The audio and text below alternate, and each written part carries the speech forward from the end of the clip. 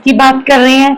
इसी law of demand की, ये assumption है, लॉ ऑफ डिमांड की ग्राफ की बात कर रहे हैं और एक एग्जाम्पल के साथ जो किससे रिलेट करते हैं, आपकी रियल लाइफ एग्जाम्पल के साथ। देखो मैं बात कर रहा हूँ कार्स की। देखो कार का जो प्राइस है बढ़ी जा रहा है, ठीक है। अब आज ऐसी सिचुएशन है कि गोदाम भरी जा रहे हैं शोरूम्स के, बट इस कार को खरीदने के लिए लोग नहीं आ गए।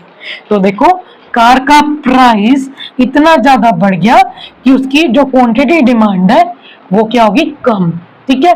हम अदर थिंग्स को क्या रख रहे हैं? अदर थिंग्स क्या रख रहे हैं? कांस्टेंट। क्या रख रहे हैं? कांस्टेंट। अपन किसकी बात करेंगे? प्राइस एंड डिमांड की। तो कार का प्राइस बढ़ गया, उसकी डिमांड क्या होगी? कम। तो देखो हमने आपको यहाँ पे प्राइस लेती हूँ, यहाँ पे क्वांटिटी लेती हूँ, ठीक है। प्राइस मेरा कितना है अभी? 10 रुपए। तो मेरी डिमांड कितनी है? 20। मैं प्राइस अब 20 कर दूंगी तो मेरी डिमांड अब कितनी हो जाएगी? 10, ठीक है। मैं प्राइस 30 कर दूंगी तो मेरी डिमांड क्या हो जाएगी? 5। तो अब इसको हम ग्राफिकली प्लॉट करते हैं, ठीक है। यहाँ पे क्या हो जाएगा? क्वांटिटी, यहाँ पे क्या हो जाएगा? प्राइस। क्वांटिटी क्या है?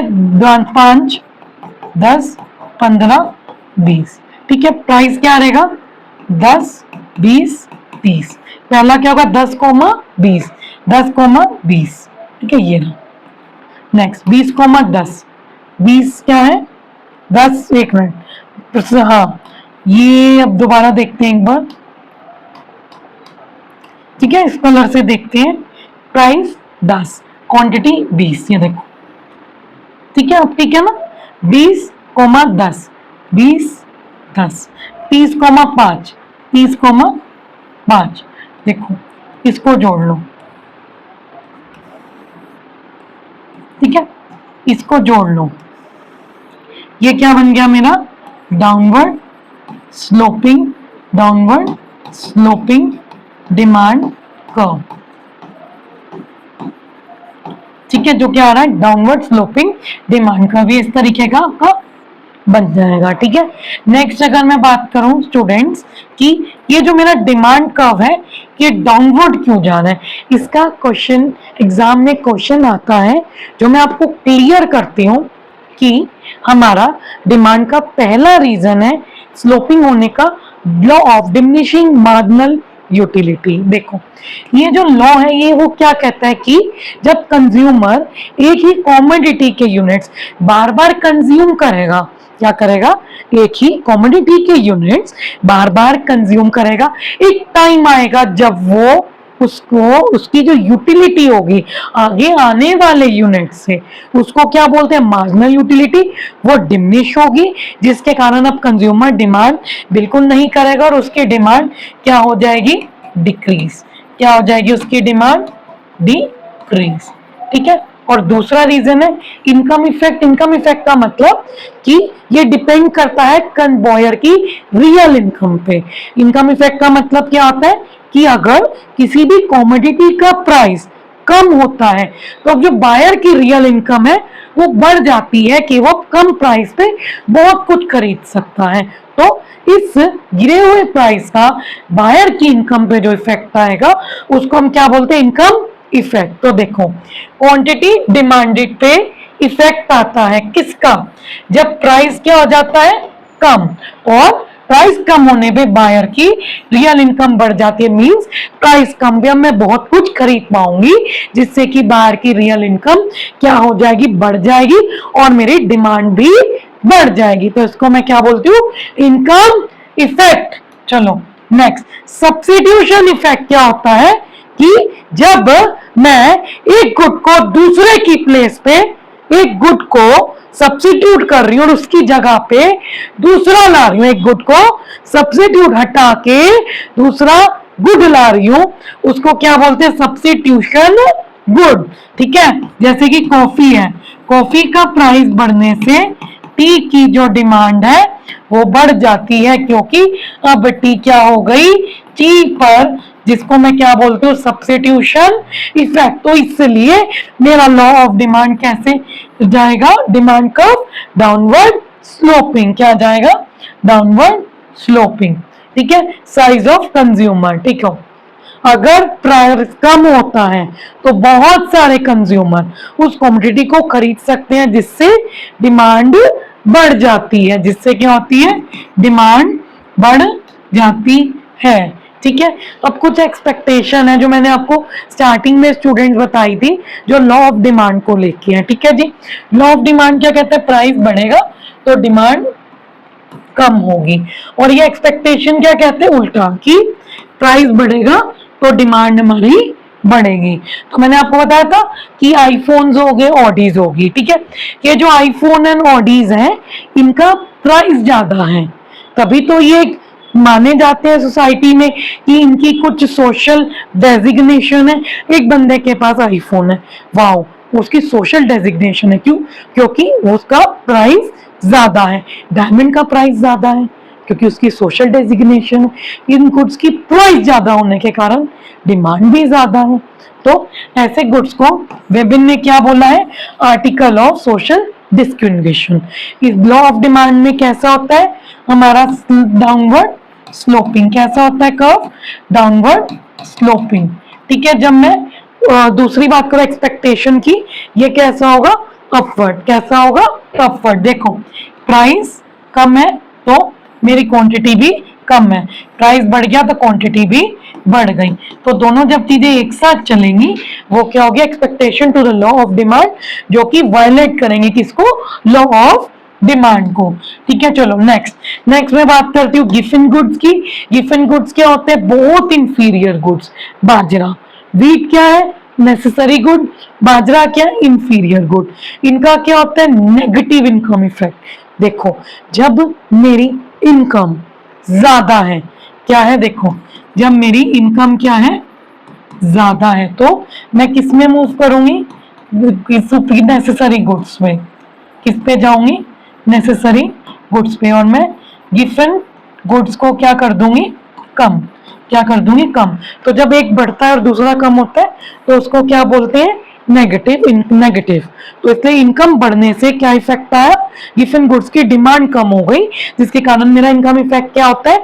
गिफन गुड्स का नेगेटिव। ये पेपर में आता है। ठीक है, अब क्या रिजल्ट निकला? देखो, सुनो मेरी बात, कि हाईली इंफीरियर गुड्स होते हैं। ठीक है, अब मेरी क्या बढ़ गई? इनकम। इनकम मेरी बढ़ गई। ठीक है, तो देखो, जब मेरी इनकम बढ़ गई तो मैं इनकी डिमांड कम कर दूंगी। क्या कर दूंगी? इनकी डिमांड कम कर दूंगी। ठीक है, अब इसका कंसिक्वेंसली क्या रिजल्ट निकलता है कि जब गिवन गुड्स का प्राइस और कम हो जाता है, ठीक है, तो मैं डिमांड भी इनकी और कम कर दूंगी। क्या कर दूंगी? इनकी डिमांड भी और कम कर दूंगी। ठीक है, तो पहली चीज, इनका जो इनकम इफेक्ट है वो क्या होता है? Income effect negative. क्या होता है? इसको याद कर लो, इनकम इफेक्ट नेगेटिव। दूसरी बात याद कर लो कि गिवन गुड्स किसको वायलेट करते हैं? लॉ ऑफ डिमांड को। क्योंकि अगर बाजरे का प्राइस कम हो जाएगा तो मेरे हाईली इंफीरियर हो जाएगा, जिसके लिए मैं डिमांड भी काफी कम कर दूंगी। तो गिवन पैराडॉक्स क्या होता है?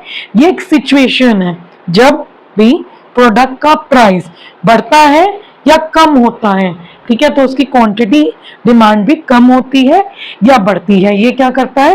गिवन पैराडॉक्स किसको वायलेट करता है? लॉ ऑफ डिमांड को वायलेट करता है। क्योंकि इस सिचुएशन में क्या होता है कि सपोज करो कि प्राइस क्या हो गया? गिर गया। किसका? बाजरे का। बाजरा क्या है? गिवन। बाजरे का प्राइस गिर गया तो उसकी डिमांड भी गिर जाएगी, क्योंकि अब बाजरा इंफीरियर तो ऑलरेडी था, बट प्राइस गिरने से बहुत ज्यादा इंफीरियर हो गया, जिसलिए किसमें फंस गया? गिवन पैराडॉक्स में, और उसकी डिमांड काफी ज्यादा और भी कम हो गई। ठीक है, तो ये था हमारा गिवन पैराडॉक्स, जो है पेपर में आता ही आता है। ठीक है, अब एक और एग्जांपल है गिवन पैराडॉक्स का, ये पॉजिटिव मैनर में है। अभी हमने किस में देखा था? नेगेटिव मैनर में देखा था।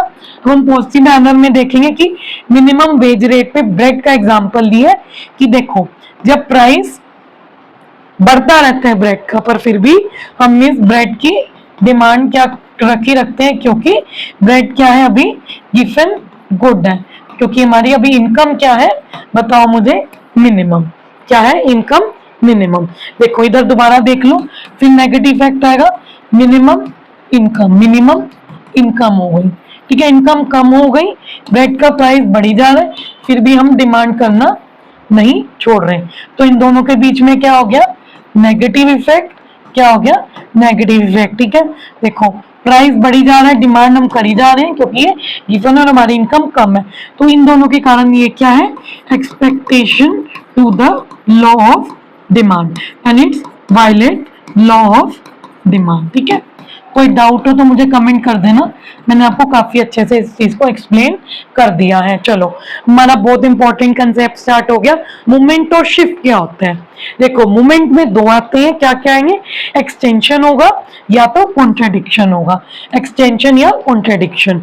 जब मूवमेंट होता है, याद करो, जब भी डिमांड कर्व का मूवमेंट होगा तो उसको हम क्या बोलेंगे, क्वांटिटी डिमांडेड।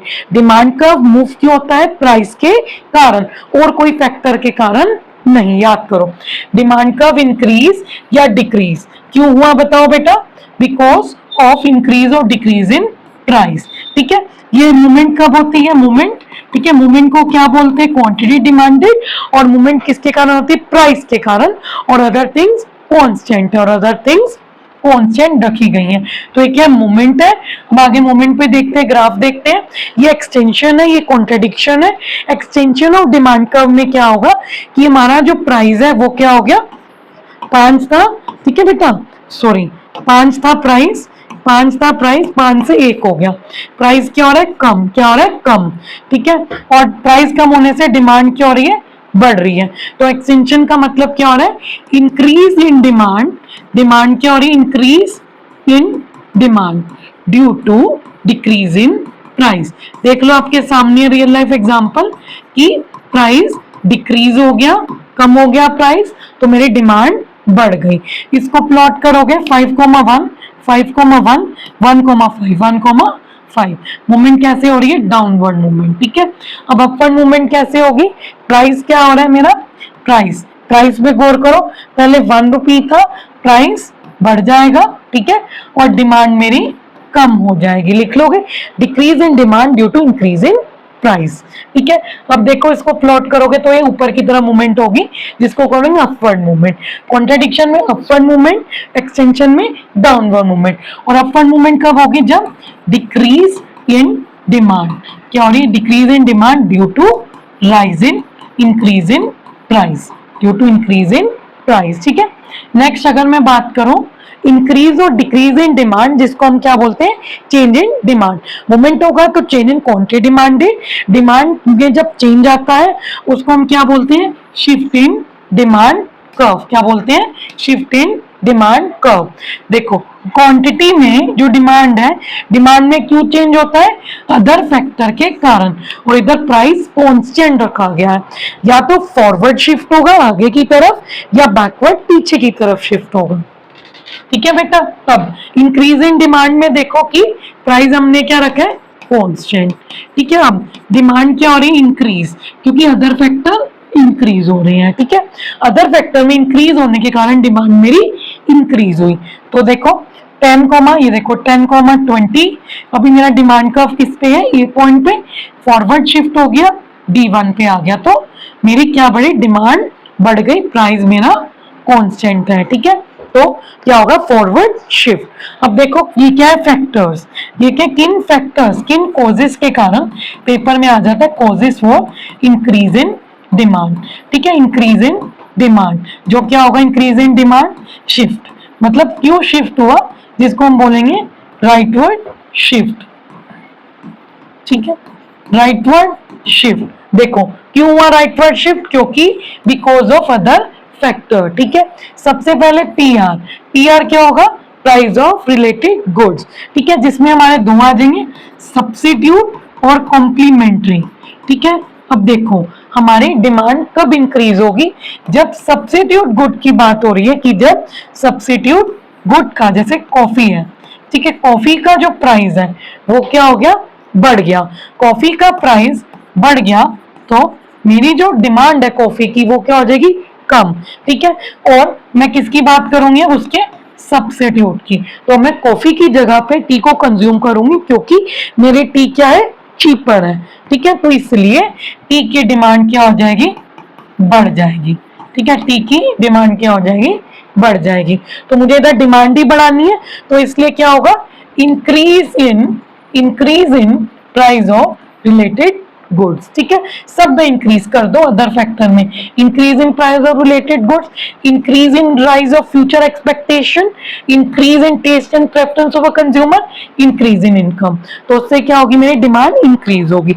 तो ये लर्न करके हमें क्या याद हो गया, causes and increase, causes of increase in demand, that is rightward shift and forward shift, ठीक है, इससे आपको क्लियर हो गया। अब डिक्रीज इन डिमांड की बेटा अगर हम बात करें तो इधर क्या हो रहा है, प्राइस कांस्टेंट, ठीक है, प्राइस क्या रखा गया, कांस्टेंट, और मेरी डिमांड जो है वो क्या हो रही है, कम, ठीक है। तो देखो अभी मेरी इधर डिमांड कितनी थी, D1, अब देखो प्राइस क्या हो गया, कांस्टेंट है, अदर फैक्टर्स कोई भी हो सकते हैं। अब मेरी एक्सपेक्टेशन फ्यूचर में क्या थी, कम हो गई कि लोगों के टेस्ट एंड प्रेफरेंस इफेक्ट की, जिसके कारण मेरी डिमांड कम होगी, जिसके कारण अब मेरा लेफ्टवर्ड शिफ्ट हो गया, जिसको बैकवर्ड शिफ्ट बोलेंगे, ठीक है, इधर शिफ्ट हो गया। तो अब रीजंस क्या रहेंगे वो मैंने आपको बता ही दिए, वही सेम PREYP, इन सबको क्या कर दोगे, ये क्या है, causes of decrease in demand. तो अब क्या कर दोगे बेटा, इसको सबको डिक्रीज, जिससे मेरी डिमांड डिक्रीज होगी। तो ये भी आपका 5 मार्क्स का क्वेश्चन क्लियर हो गया। जैसे मैंने आपको भी इंक्रीज का सिखाया, उसी तरीके से आपका डिक्रीज का भी क्लियर है, ठीक है बेटा। अब ना एक क्वेश्चन बता रही हूं मैं, वीडियो में बने रहना। इस क्वेश्चन में क्या है, आपका 2 डिफरेंस है, 3 डिफरेंस है जो पेपर में पक्का आते हैं। तो पहला डिफरेंस है movement along a demand curve और शिफ्ट के बीच में। तो देख लो फटाफट, मूवमेंट कब होती है, मूवमेंट कब होती है, जब चेंज इन डिमांड, क्या हो रहा है, डिमांड चेंज हो रही है प्राइस के कारण, ठीक है, और इसको क्या कहते हैं, क्वांटिटी डिमांडेड। और शिफ्ट कब होगा, जब इधर प्राइस के कारण हो रही है डिमांड चेंज, इधर किसके कारण चेंज हो रही है, अदर फैक्टर्स के कारण, ठीक है, इसको हम क्या बोलेंगे, change in demand. Other determinants of demand, other are assume to be constant. देखो इधर किसका इफेक्ट है, प्राइस का, ठीक है जी, इधर अदर डिटर्मिनेंट कांस्टेंट रखे गए हैं और इधर प्राइस कांस्टेंट रखा गया है। डायमेट्रिकली अगर हम बनाएं तो अभी मैंने आपको क्या दिखाया था कि 2 तरीके की मूवमेंट होती है, एक डाउनवर्ड और एक अपवर्ड, और शिफ्ट भी 2 तरीके के बताए थे, फॉरवर्ड एंड बैकवर्ड शिफ्ट, ठीक है, ये क्लियर हो गया दोनों में डिफरेंस। दूसरा क्वेश्चन बन के आ सकता है एक्सटेंशन ऑफ डिमांड और इंक्रीज इन डिमांड। देखो एक्सटेंशन का क्या मतलब होता है, डिमांड का बढ़ना, और इंक्रीज का भी क्या बताया था, डिमांड का बढ़ना। तो इधर डिमांड बढ़ी है, क्या हुई है, इधर डिमांड बढ़ी है, क्यों, क्योंकि उसका खुद का जो प्राइस है, प्राइस के कारण, क्योंकि देखो डिमांड बढ़ी है क्योंकि प्राइस कम हुआ है, उसको हम एक्सटेंशन बोलेंगे। इधर क्या हो गया, डिमांड बढ़ी है, ठीक है, बट हमने प्राइस को क्या रखा गया, कांस्टेंट, प्राइस को कांस्टेंट रखा गया है, ठीक है, और हमारी दूसरे फैक्टर्स क्या हुए हैं, due to increase in other factors, ठीक है, therefore to increase in quantity even when own price is constant, ठीक है, वही अदर फैक्टर्स बढ़े हैं। सेकंड, एक्सटेंशन किसके एजम्पशन पे बेस्ड है कि जो अदर देन डिटर्मिनेंट्स है वो कांस्टेंट, और इधर प्राइस को कांस्टेंट रखा गया है। एक्सटेंशन में क्या होता है, downward movement and downward movement along the, यानी एक ही सेम डिमांड कर्व में डाउनवर्ड मूवमेंट होगा, और इधर क्या होता है, मे बी डिमांड कर्व इधर है तो राइटवर्ड शिफ्ट कर जाएगा, इधर शिफ्ट कर जाएगा राइटवर्ड, ठीक है। अब अगर हम नेक्स्ट बात करें, कॉन्ट्राडिक्शन एंड डिक्रीज। कॉन्ट्राडिक्शन का मतलब डिमांड डिक्रीज हुई है क्योंकि उसका प्राइस इंक्रीज हुआ है, डिमांड डिक्रीज हुई है क्योंकि उसका प्राइस इंक्रीज हुआ है। इधर भी डिमांड डिक्रीज हुई है और प्राइस हमने कांस्टेंट रखा है, बट अदर फैक्टर्स डिक्रीज हुई हैं।